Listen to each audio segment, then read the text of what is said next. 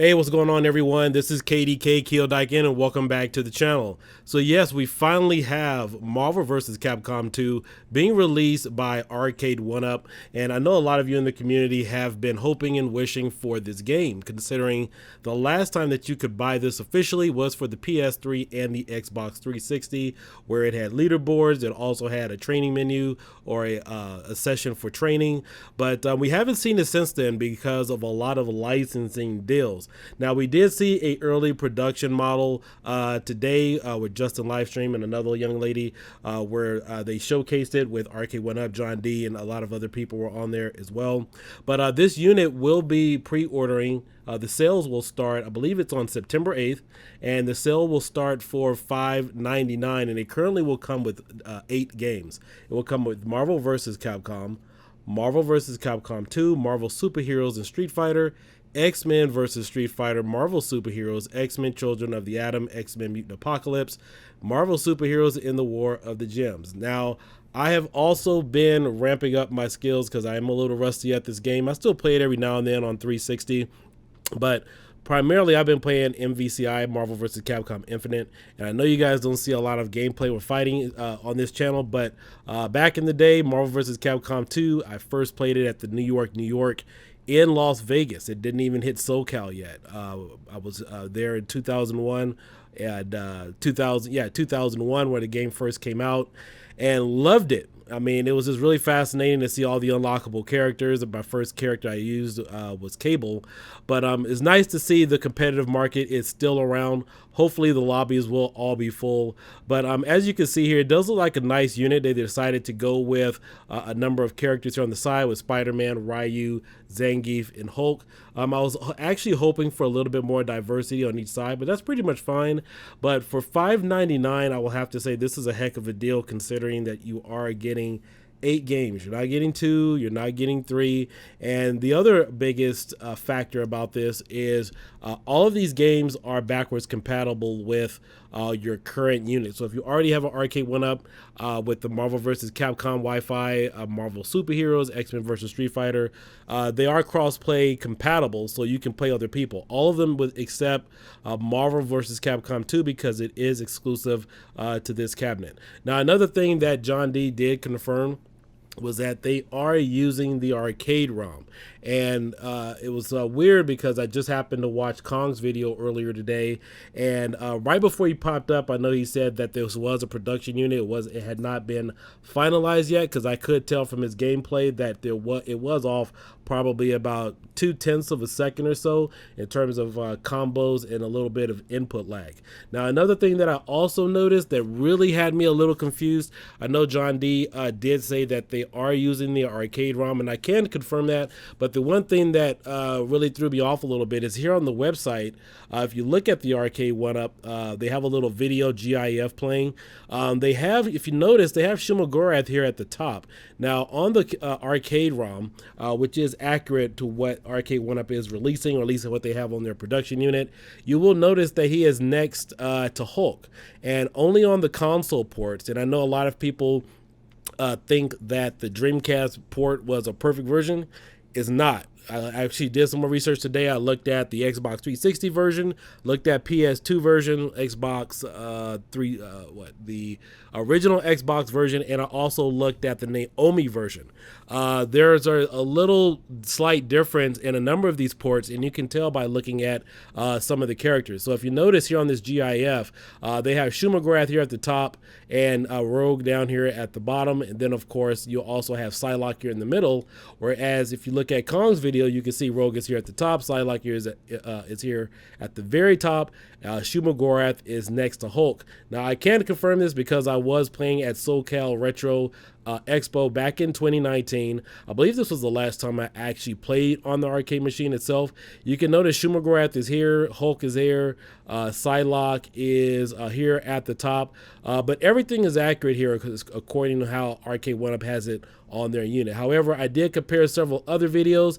This is someone playing Marvel vs. Capcom 2 arcade version. I also have the Xbox 360 version, as you guys know, but as you can see, the characters are slightly off and a little bit different. it. And again, I did verify that with several other sources as well. But all in all, we'll have to wait and see what the finished production value is to verify which version it is. I do believe that there is going to be the arcade ROM, and that they are working on some additional software advantages within the game. But this should be very fun for the community. But I really want to see where this roster list is.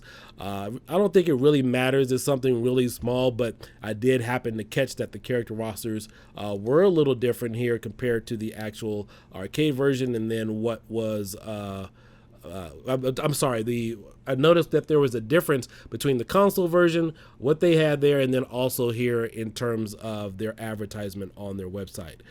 This unit will come with all 56 characters unlocked. There's no time consumption or additional credits that you have to enter or manually input in order for all the characters to become unlocked. Another thing that I can't wait to test and see, because I do plan on getting this cabinet, so that way I can compare it to all the versions that I do have. I have the versions on Raspberry Pi that I can play, also have Xbox 360, and then of course if I get this will be another third unit.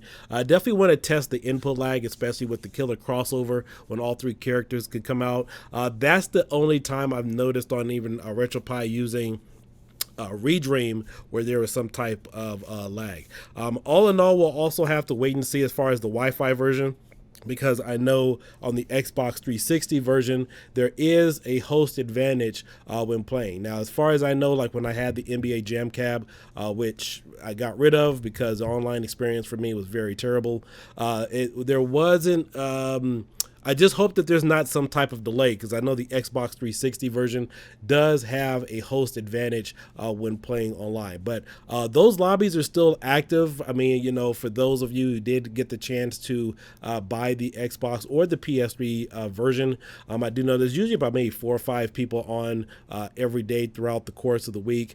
But I know there's a lot of hype, particularly for this game, because a lot of people didn't jump on that opportunity to get this when it came out, and those lobbies were full. And I remember I was probably one of the first guys to actually have a fight stick playing it for the 360, because people were complaining because they can hear me pressing the buttons in the background. That was pretty funny back then. But this is a very exciting game. Isn't another type of game that I've really been interested in. I mean, I play a lot of Marvel vs. Capcom. I'm really rusty on the first one and then some of the other ones, because this was when they first got rid of the whole 6-button format. If you guys are familiar with like Marvel vs. Capcom and all the other Versus series, you had 3 punch buttons and 3 kicks. Well, this was the first one where they eliminated the middle button. They actually moved it to the first button. So if you hit jab, it actually does the second hit, and then you also have a hard hit button. So this was the first game they actually moved it from the 6-button format to 4 buttons, and then also gave you 2 assist buttons. But my favorite characters, maybe some of you guys know or remember me from the arcades, you know, Spiral and several of the other characters. But I can't wait to get this. I definitely want to give you guys a review comparison compared to some of the other emulation. And again, I think the roster list in terms of the placement of where the characters are could be a little minor, but that was something that did catch my attention earlier today, looking at the several versions of the ports. So yeah, it does appear to what they did show today is the official arcade port. I did verify that with several other channels, as well as my own personal arcade experience. But let me know what you guys think in the comment section below. I will plan on getting this, or I'm probably on the fence of whether or not I should get the whole cab or wait to get the PCB, because I don't know if I can adjust playing on a 17-inch screen. I mean, I hate small screens. I mean, I wish it was at least 21.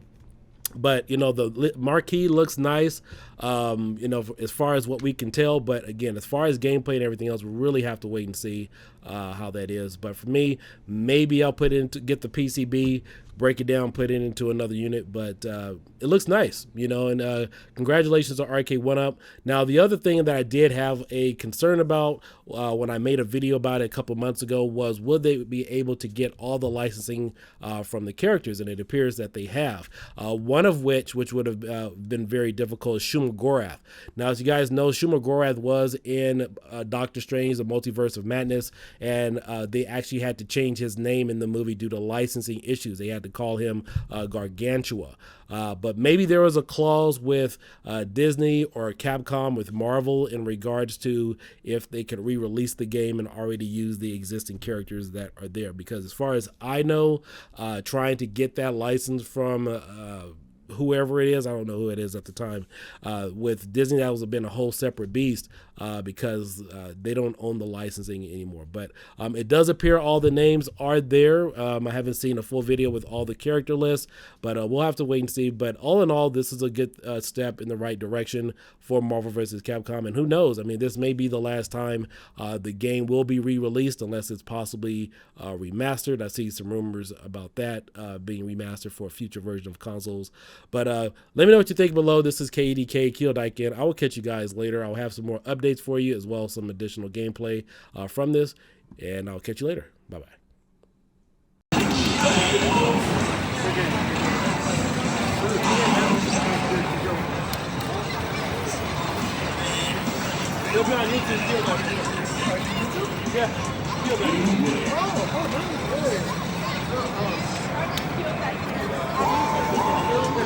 Yeah, babe.